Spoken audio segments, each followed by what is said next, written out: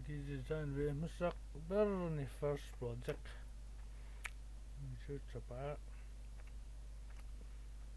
nal tu lang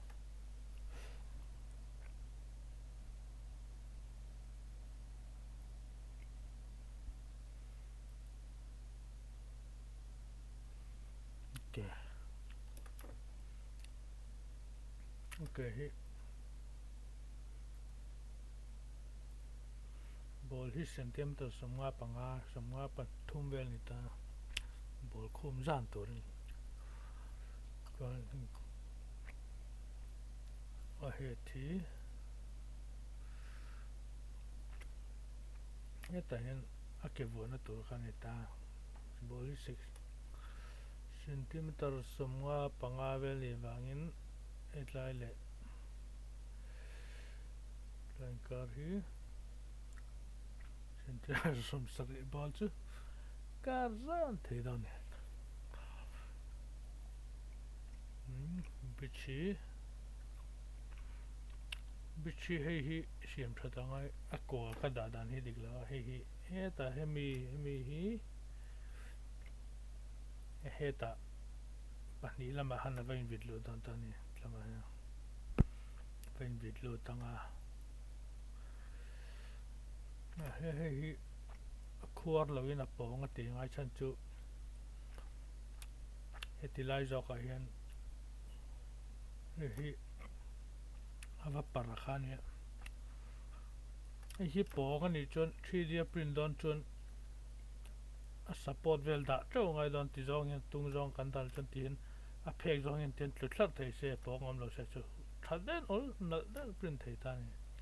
chuan chon hei hi khuar ka da zo ka nga se diameter hi hei hi zong a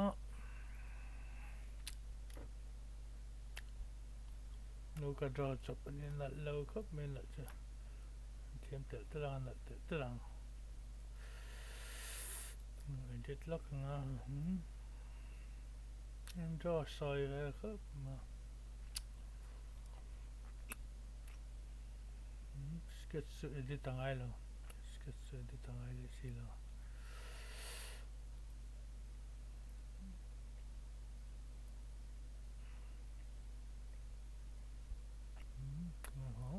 head ka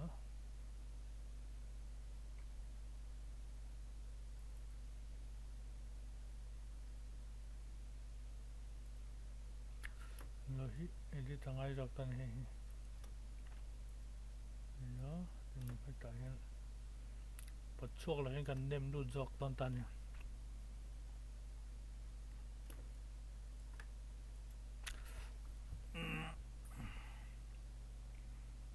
kala bellu tok lo ke po -7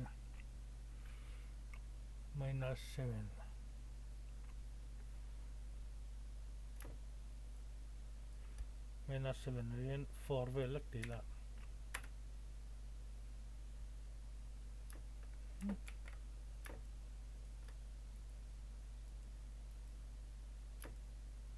pong lo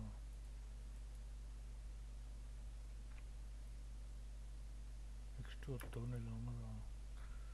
extrude kan se lang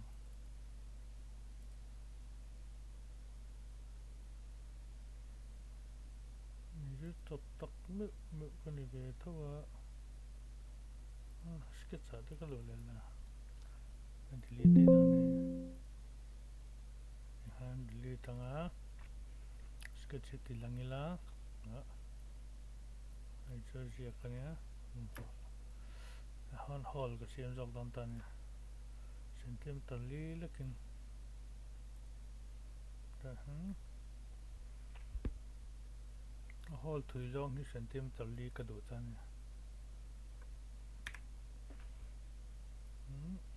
hol ron 9 mm ni ta hol ta hol ka siam lang centimeter li na mm centimeter li super lu ne kan cha cho na nged don to safe anga chuan am zo ka hian pawng ka dang ta hian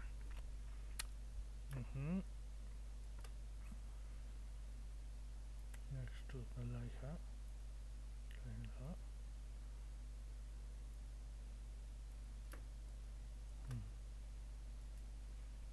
edit feature minus 2 mm hi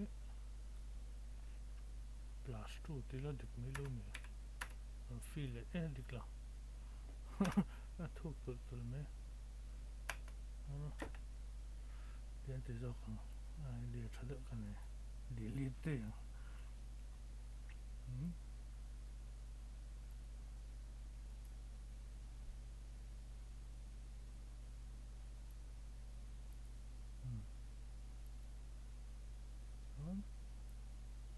delete la kan tu na ka delete ka tu na ka siam khan ni me la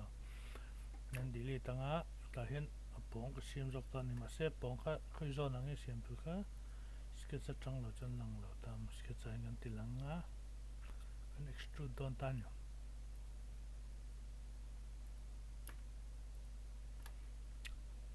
4 mm katia thuk zong kha 4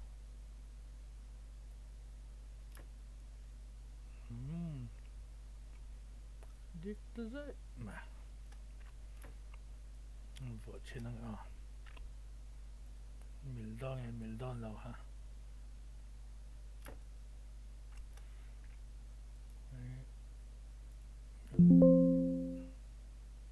assembly assembly a hen ka hong sa assembly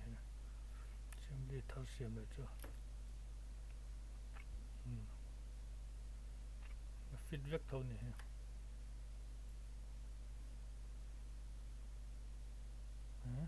dikla he ta hen antina he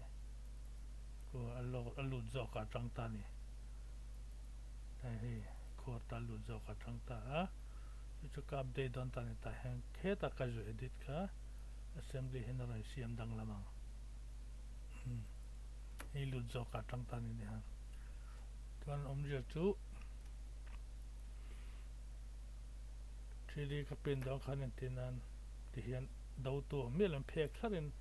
chota hana print thei don ta ni lo chu pawng om chon he ta tri tam do te mo ni pon na tung jong he tuổi rồi bây giờ hết sạch lắm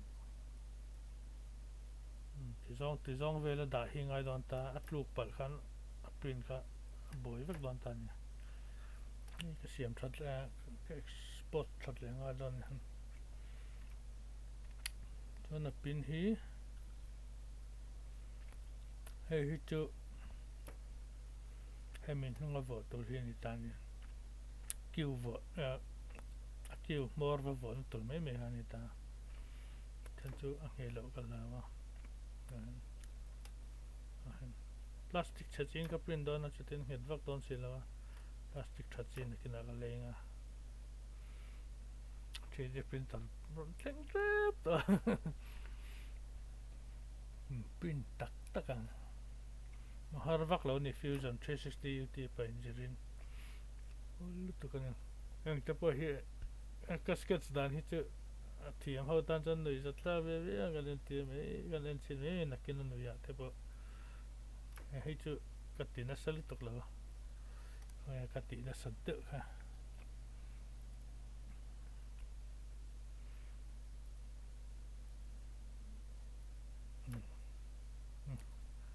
rin sama discussion nga tung ka rin ko la te ni uluk daw te nga ni dami to ni taron ni nang law to na hang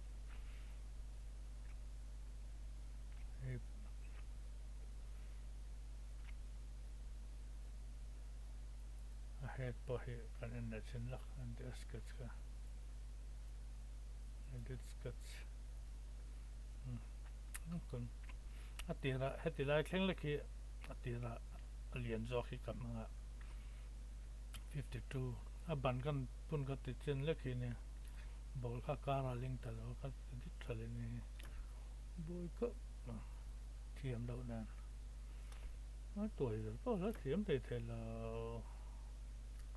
sẽ harm gì là anh har cho hay ở tập kết về anh all đấy rồi thiếm tắc tắc rồi chân harm mấy thế first project kina en leta anda thave me me